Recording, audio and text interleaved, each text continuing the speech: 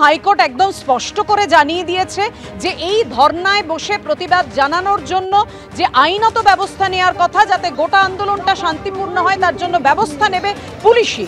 একেবারে স্পষ্ট করে জানিয়ে দিল কলকাতা হাইকোর্ট। ধর্না নিয়ে বিজেপির মামলায় অনুমতি দিয়েছে আসানসোল দুর্গাপুর উন্নয়ন পর্ষদ।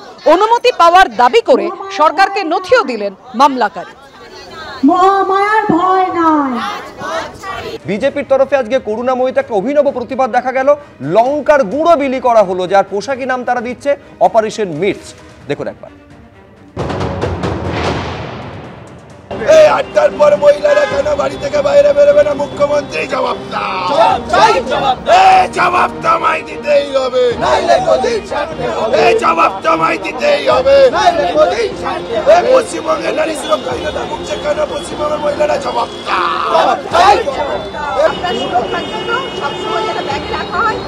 আপনি আরো সমাজের ১০ জন মহিলাকে বলবেন মা দুর্গা হতে হবে, মা কালী হতে হবে। সমাজের আরো 10 জনকে এটা জানাবেন। রাজ্যের মুখ্যমন্ত্রী বলছে ৮টার পরে বেরোতে হবে, নিজেদের সুরক্ষা নিজে করতে হবে। রাজ্যের মুখ্যমন্ত্রী বলছে ৮টার পরে বাইরে বেরোবে না। মুহূর্তে বাসে বাসে লঙ্কার গুঁড়ো বিলি করছে বিজেপির পক্ষ থেকে। এখানে সল্টলেক ঠিক করুণাময়ীতে যে মেট্রো স্টেশন রয়েছে তার সামনে যে বাস রয়েছে, অটো স্ট্যান্ড রয়েছে, সেখানে বিজেপির পক্ষ থেকে এখানে লঙ্কার গুঁড়ো, সেই লঙ্কার গুঁড়ো বিতরণ করা হচ্ছে। মুখ্যমন্ত্রী বলছেন ৮টার পরে বাইরে বেরোবেন না।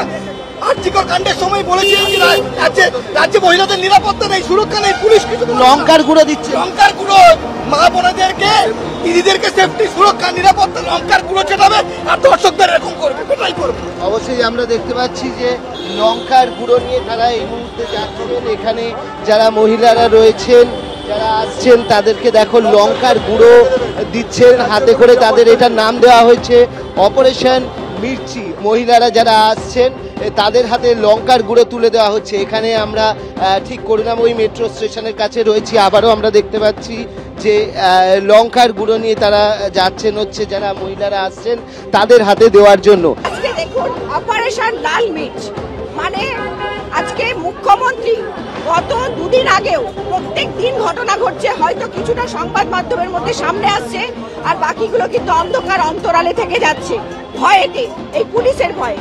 তো আজকে যে আমরা যেটা নিয়েছি সেটা হচ্ছে প্রত্যেক মহিলাকে, যখন মুখ্যমন্ত্রী পুলিশ মন্ত্রী হিসাবে সুরক্ষা দিতে পারছেন না, আমরা এই লাল মির্চ এবং স্প্রে দিয়ে নিজেদের সুরক্ষা, নিজেদের সুরক্ষিত করতে চাইছি। কেন মহিলারা ৮টার পর বেরোতে পারবে না, এটা 2025 সালে মেনে নিতে পারবো না।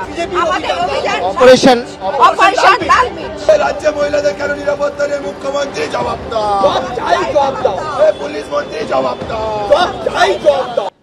বাংলায় একটা প্রবাদ আছে, চাচা আপন প্রাণ বাঁচা। একেবারে বিজেপির যেটা বক্তব্য মনিদা, সেটা হচ্ছে সরকার হাত তুলে দিয়েছে যে নারী সুরক্ষা সরকার কিছু দিতে পারবে না, অতএব নিজের সুরক্ষা নিজেকেই বুঝে নিতে হবে। তাই বিজেপির এই অপারেশন লাল মির্চ কর্মসূচি। দেখো শুভ্রজিৎ, যখন সিপিএম সরকার মানে বামফ্রন্ট সরকার এখান থেকে গেল, আমরা কোনোদিন ভাবতে পারিনি যে এরকম ধরনের একটা সরকার যেতে পারে।